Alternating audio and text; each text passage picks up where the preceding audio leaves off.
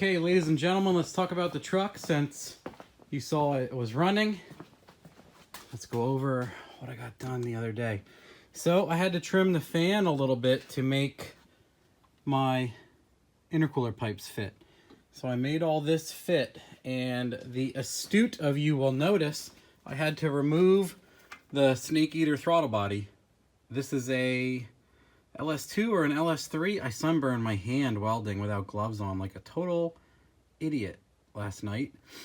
Anyway, I had to put the LS2/LS3 throttle body on simply because I've ordered like 3 different couplers and none of them are quite large enough for how big this dang snake eater boy is. So just for now, I know that a 4-inch coupler will go over this guy. So that's what I bought, a 4-to-3.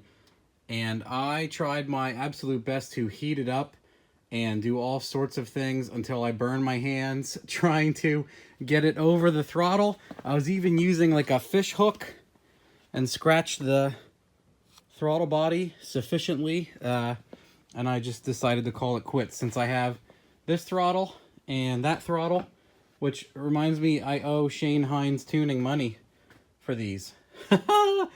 I borrowed these to try stuff on the G, and I still have the snake eater on the G, and I still have his throttle bodies, so hopefully he sees this.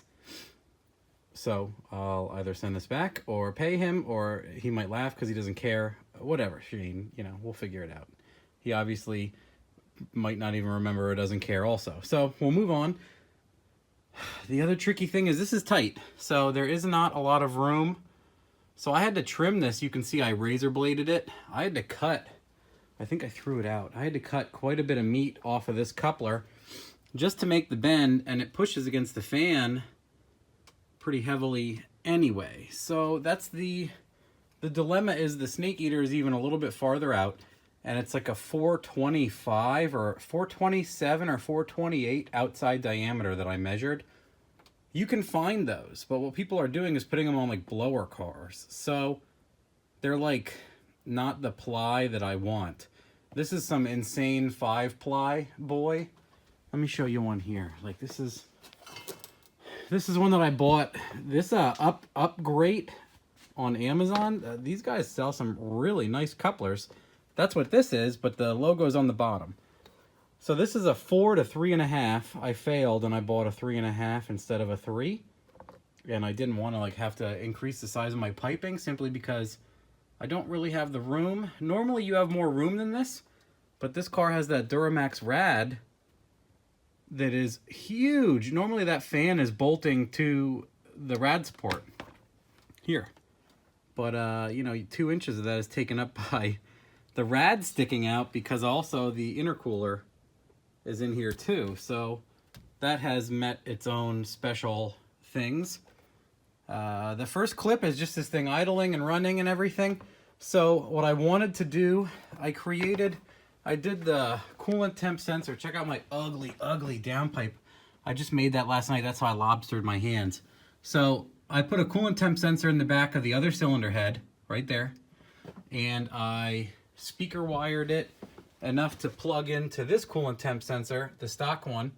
So the stock ECU knows coolant temp. So now it sees RPM and coolant temp, and hooking up the AC is like some small things away. And then it'll know all of that and how to appropriate whether or not the fan comes on or whatever. So I did not take this coolant system apart, but I wanted to get it hot enough to the point of where the fans would turn on to make sure the fans did turn on, to make sure that the temperature dropped sitting with just one fan, all of the above, right? I wanted to make sure all that works before I do any kind of street driving, because as soon as it's ready, I'm going to probably drive it immediately. So the other thing was, in the warm-up video, you will notice I had no downpipe at all, and it was just blowing all over the place, the firewall. It was getting this condenser pretty hot. I think that's a condenser or a dryer, or you AC guys are probably flipping out right now. So I accidentally bought this 5-inch straight flange. It's 5 to 5, and what I did before in my other cars was I did a 5 to 4 reducing flange, and I forgot I did not buy that correctly, so this is a 5. So I had this leftover rabbit ear that fell off a diesel truck that I literally found on the side of the highway. not even a joke.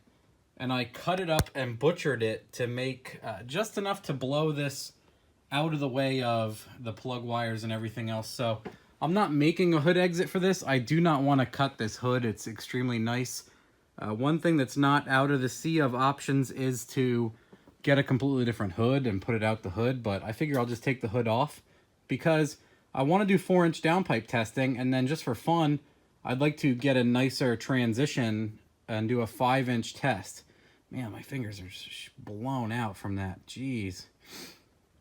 So I'd like to, you know, once we see the 4-inch power, which is what all the other combinations had, is 4-inch, it'd be neat to put the 5-inch dumper on it and see if it makes a power difference.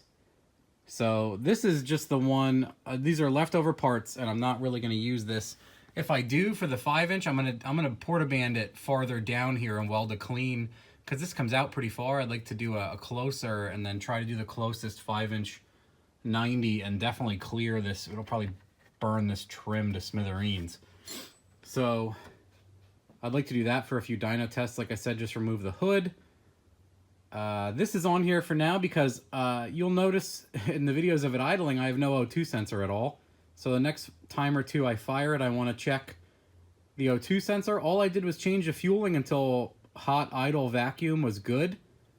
So that's usually one way to get your air fuel close. So that's what I did. I temp gunned the cylinders. They were all pretty even. I checked for leaks. Blah, blah, blah. So that cold side's done to the throttle. That's what we're going to run for now till we can get the Sneak Eater boy on there. And then this is almost done, and I ordered some more 3-inch sections, and I ordered 45s, and I have a 45-inch periwinkle John right here. So a 45 out of here, a 45 pipe, and a 45 all the way down here should give me like a nice pretty transition. The next thing is marking and putting the gates on, and then at the same time I will get the coupler and 3-inch stuff. I will also be getting my hopefully 5 to 4-inch downpipe flange all in one to build the 4-inch exhaust.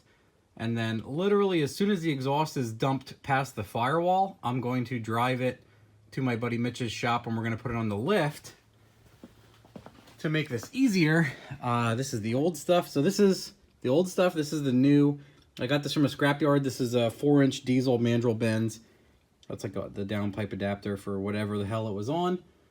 And I even have for fun, I picked up a muffler. It looks like an aftermarket diesel muffler. And then this is all straight. This section here is all just straight 4-inch. So it has a 3-inch with a tailpipe on it and a muffler. And what I'd like to do again is do the 4-inch downpipe into the loud valve and the Y pipe, and then reduce it immediately into the tailpipe, because 3 and a muffler is much quieter. And when you have the loud valve, you get the best of both worlds. And then again, I will redo this guy and do a nicer 5-inch and dump it out the hood to see if there's any horsepower difference between the 4 and the 5 once we get to horsepower maximum limit on all of this. So that's all that. It did hit about 201 degrees on the Holly, and fan number 1 came on and threw the temperature right down into the 190s. The second fan never had to come on. I'm happy with all that. All that's working great.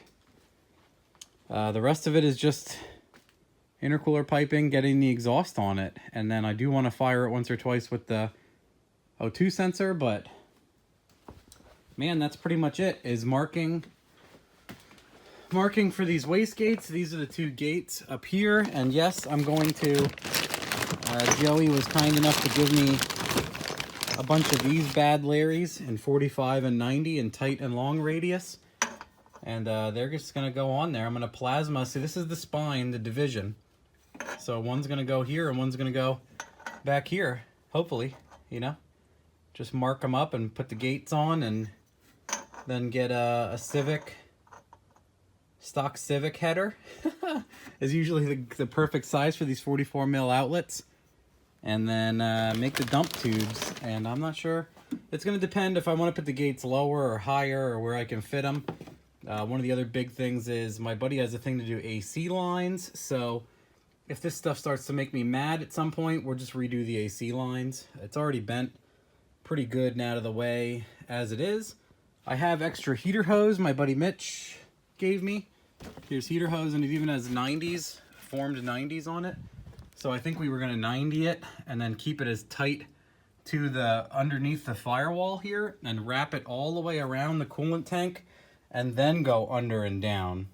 And I think that would be a pretty nice way to keep the heater lines clean also. But we gotta mind the factory Y pipe, all of that stuff. Actually, if you know of like a really nice aftermarket aluminum tank that comes up here high or sits down here or something, that's, you know, people do turbo truck stuff with, I'd be interested if you guys want to post them. I'm not above just buying something that's made that'll fit here nicely and maximize my room and make it so that all my stock hoses aren't all kinky. But yeah, pull the turbo off, mark for the wastegates, check that about 1,000 times, and then I'm probably going to, a hole saw would be perfect if you were going straight in, but that defeats the division. So keeping it fully divided and then cutting a giant hole here is dumb. So I'll probably plasma enough to weld the Weld L Schedule 40 guy on here and here, both sides. Plasma it, clean it up with a grinder, and then hammer that Schedule 40 boy on there. So that's it for now. Enjoy the clips of it chopping away at idle. I'm really liking this is the second car. This is my first car with Holley drive-by-wire, the G. This is my second car with the Holley drive-by-wire, and I am really liking the advantages. I know I sound like a salesman every time this stuff happens, but I didn't have the luxury to try this stuff without their help. So now that I've used it, I'm like, wow, I'm enjoying this stuff quite a bit. And I made a bunch of examples on the sloppy page when people were asking about I'm like, obviously things like boost, traction, all sorts of other controls, you can control the throttle also.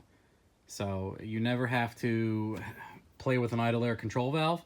You never have to accept like a limitation of idle air stability, or like you can't get enough idle air at cold start, or there's too little at hot. You just set the start and stop points to this electronic boy, and the rest of it's pretty much cakewalk. So happy with all that. Oh yeah, the other thing I need to do is we probably need to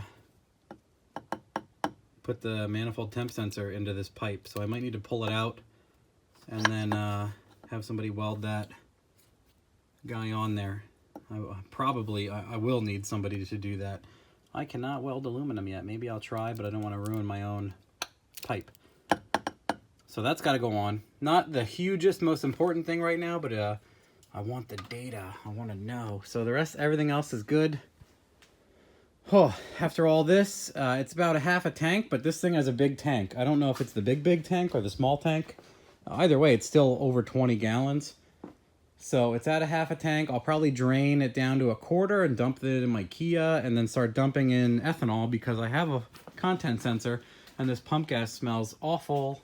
And then I think it will be fun to push the single pump and the setup as it is with the SCP-1000s.